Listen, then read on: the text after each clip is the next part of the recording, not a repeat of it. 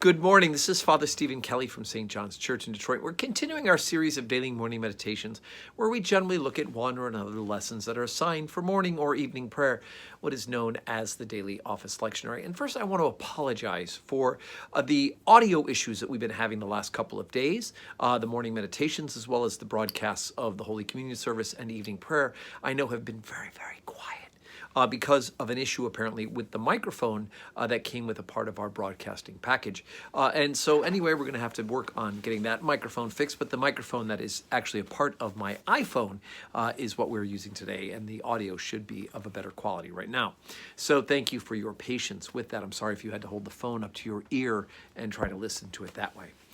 So I thought we would continue as we are winding our way through the end of the letter to the Hebrews. We're in the 13th chapter. We read 1 through 8 yesterday. I thought we'd pick up again today with verse number 9. And it is really a great, because it's, again, all this kind of helpful chunks of advice the letter writer is giving at the very end of this otherwise long theological treatise. And so we pick up at verse 9. Be not carried about with divers and strange doctrines. For it is a good thing that the heart be established with grace, not with meats, which have not profited them that have been occupied therein. For we have an altar, whereof they have no right to eat, which serve the tabernacle. For the bodies of those beasts whose blood is brought into the sanctuary by the high priest for sin are burned without the camp. Wherefore Jesus also, that he might sanctify the people with his own blood, suffered without the gate. Let us go forth therefore unto him without the camp, bearing his reproach. For here we have no continuing city, but we seek one to come. By him therefore let us offer the sacrifice of praise to God continually. That is the fruit of our lips, giving thanks to his name, but to do good and to communicate, forget not. For with such sacrifices God is well pleased.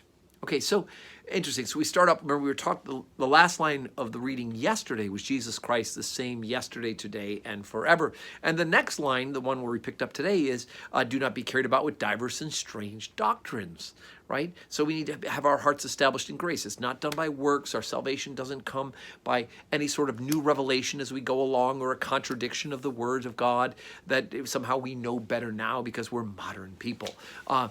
Rather, we don't want to be carried about these strange things. Rather, it's all about grace, right? It's all about the revelation that we've received in Jesus Christ himself, right? The second person of the Holy Trinity. And then the author goes on to remind them that this is not about the sacrifices in the temple. And it says that the sacrifices were done inside the temple, and then it uses the word without, but a more modern translation would be that the animals, the flesh of those animals that were offered for sin, were then taken outside of the city and were burned.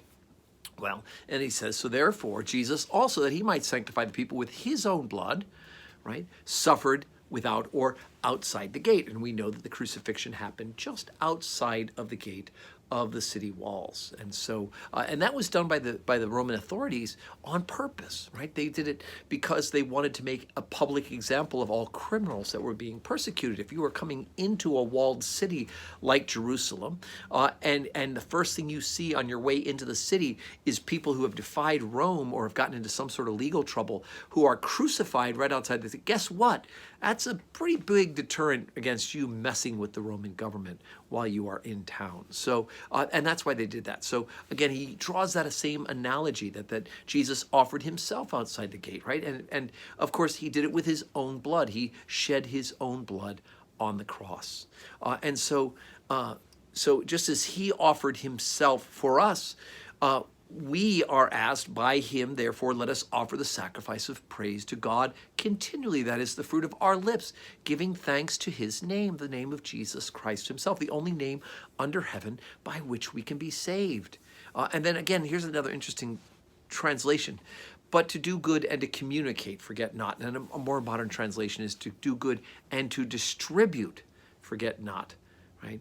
For with such sacrifices, God is well pleased. And remember, the word sacrifice means to make holy, right? We don't mean like an animal sacrifice in the sense of slaughtering an animal, but we talk about the sacrifice of lips that are offering praise to God, the sacrifice of a life that says no to things that might be pleasurable to self at the expense of doing an intrinsic good, right? Something that is selfless rather than selfish, right? And so he's asking that the type of sacrifice that we make is one of praise and thanksgiving and offering to God and to other human beings, right? To serve them as well. So Paul, the author of Hebrews, we don't know if it's Paul, the author of Hebrews is heading straightway into the finish by reminding the people about the sacrifice and how it is that we respond to Jesus' sacrifice of himself on the cross.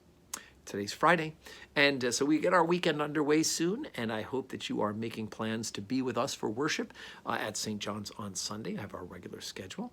And of course, it's Mother's Day, so bring your mom, or at least bring your mom in your heart, and we give thanks to God for our mothers. But of course, more importantly, it is also Rogation Sunday, and so we will be able to keep that as a part of the feast day of this Eastertide as well.